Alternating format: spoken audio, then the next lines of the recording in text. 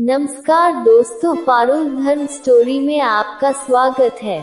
श्री कृष्ण जी के अनमोल विचार समस्त मानव जाति को, जैसे तेल समाप्त हो जाने पर दीपक बुझ जाता है, उसी प्रकार कर्म के सीन हो जाने पर भाग्य भी नष्ट हो जाता है।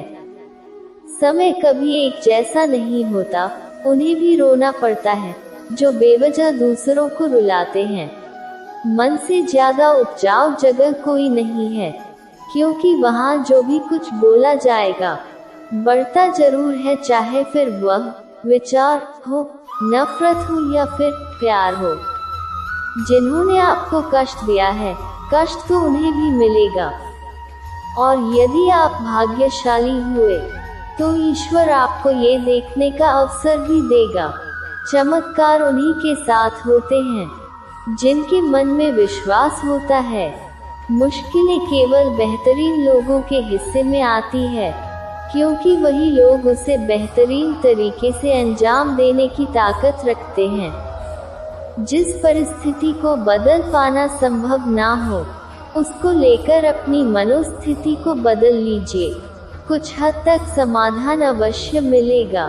अगर तुम्हारे ख्वाब बड़े हैं तो तुम्हारा संघर्ष कैसे छोटा हो सकता है। जहां अपनों के सामने सच्चाई साबित करनी पड़े, वहां बुरे बन जाना ही ठीक है। अपमान का बदला झगड़े या लड़ाई से नहीं लिया जाता। आशा और विश्वास कभी गलत नहीं होते। ये हम पर निर्भर करता है कि हमने आशा किससे की और विश्वास किस पर किया। कभी कभी आप बिना कुछ गलत किए भी बुरे बन जाते हैं, क्योंकि जैसा लोग चाहते हैं आप वैसा बन नहीं पाते। श्री कृष्ण कहते हैं कि जो लोग किसी सच्चे व्यक्ति का दिल तोड़कर किसी तीसरे के पास खुशी ढूंढने के लिए जाते हैं, वह अक्सर धोखा खाते हैं। आपके हर कर्म का फल आपको किसी न किसी रूप में अवश्य प्राप्त होता है। सोच अच्छी रखो, लोग अपने आप अच्छे लगेंगे। नियत अच्छी रखो तो काम अपने आप ठीक होने लगेंगे। जब कोई हाथ और साथ दोनों ही छोड़ देता है, तब कुदरत कोई ना कोई उंगली पकड़ने वाला भेज देता है। उसी का नाम कान्हा है। प्रेम एक ऐसा अनुभव है जो मनुष्य को कभी परास्त नहीं होने देता, और घृणा एक ऐसा अनुभव है जो मनुष्य को कभी जीतने नहीं देता। प्यार या प्रेम एक ऐसा एहसास है जो किसी भी इंसान को कभी भी असफल नहीं होने देता, और अहंकार या घृणा वह एहसास है जो किसी भी इंसान को कभी भी सफल नहीं होने देता। जीवन न तो भविष्य में है और न ही अतीत में। जीवन तो बस इस पल में है, केवल इस पल में। श्री कृष्ण मार्गदर्शन देते हुए कहते हैं कि मनुष्य का जीवन ना तो उनके भूतकाल में है और ना ही भविष्य काल में है। मनुष्य के जीवन का असली सुख उसके वर्तमान काल में ही है। इसलिए हर मनुष्य को अपने वर्तमान के जीवन का पूरा आनंद लेना चाहिए और निस्वार्थ भाव से सत्य कर्म करते रहना चाहिए। श्री कृष्ण कहते हैं कि जिस प्रेम के रिश्ते में स्वार्थ, अहंकार या मतलब होता है, वह रिश्ता प्रेम का रिश्ता कभी नहीं कहला सकता, क्योंकि प्रेम के रिश्ता निस्वार्थ होता है, यानी प्रेम के रिश्ते में कोई स्वार्थ नहीं होता। राधा कृष्ण का मिलना तो बस एक बहाना था, दुनिया को प्यार का सही मतलब समझाना था। जीवन में आधे दुख इस कारण जन्म लेते हैं क्योंकि हमारी आशाएं बड़ी होती है। इन आशाओं का त्याग करके देखो, जीवन में सुख ही सुख है। हमारी मन की आस्था और हमारा प्रेम एक ऐसी शक्ति है जिस पर हमारा खुद का नियंत्रण होता है, और हमारी आस्था और प्रेम जिस चीज में भी लग जाए, उसी चीज में हमें श्री कृष्ण के दर्शन हो जाते हैं। जिस मनुष्य के मन में अहंकार का वास होता है, उस मनुष्य के जीवन से उसकी प्रतिष्ठा, उसका वंश और उसका वैभव तीनों समाप्त होते चले जाते हैं। जीवन में समय चाहे जैसा भी हो, परिवार के साथ रहो, सुख हो तो बढ़ जाता है और दुख हो तो बढ़ जाता है। मनुष्य के जीवन की परिस्थिति चाहे जैसी भी हो, उसे हर परिस्थिति में अपने परिवार के साथ रहना चाहिए। अगर उसके जीवन में सुख हो तो परिवार के साथ सुख और भी बढ़ जाएगा, और उसके जीवन में अगर दुख हो तो उसके परिवार के सहारे से वो दुख कम हो जाएगा। श्री कृष्ण जी कहते हैं कि जिस रिश्ते की शुरुआत स्वार्थ से हो वह रिश्ता कभी सफल नहीं हो पाता, और जिस रिश्ते की शुरुआत प्रेम से हो उस रिश्ते को दुनिया की कोई भी ताकत नहीं तोड़ सकती। फल की अभिलाषा छोड़कर कर्म करने वाला पुरुष ही अपने जीवन को सफल बनाता है। जिस मनुष्य का अटूट विश्वास अपने कर्मों पर होता है और जो मनुष्य अपने कर्मों पर सदा अडिग रहता है, वही मनुष्य जीवन में सफल हो पाता है। और जो मनुष्य सिर्फ फल की चिंता करता है और कर्म नहीं करता, उसे जीवन में सिर्फ असफलता ही प्राप्त होती है।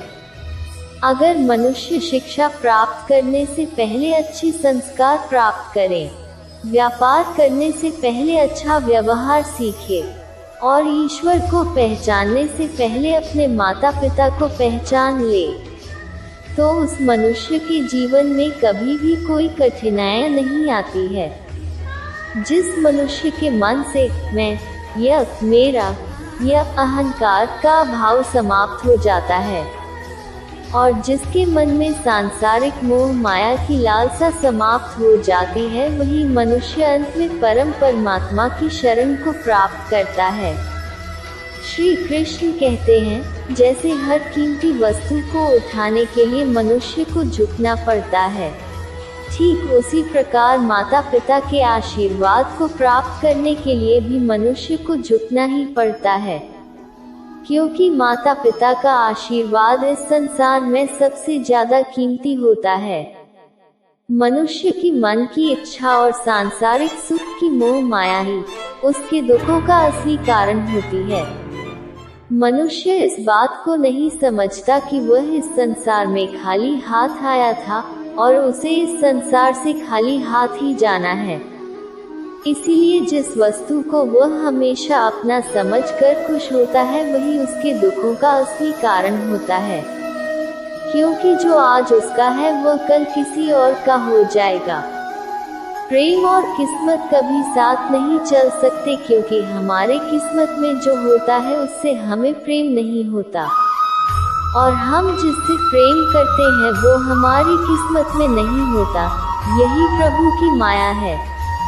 मनुष्य का क्रोध ही इस संसार में उसका सबसे बड़ा शत्रु होता है, क्योंकि जब भी मनुष्य क्रोध की अवस्था में होता है तब उसके मन में भ्रम का जन्म होता है, और हमारा भ्रम हमारी बुद्धि का नाश कर देता है, और हमारी बुद्धि का नाश होते ही हमारा भी नाश होना निश्चित होता है।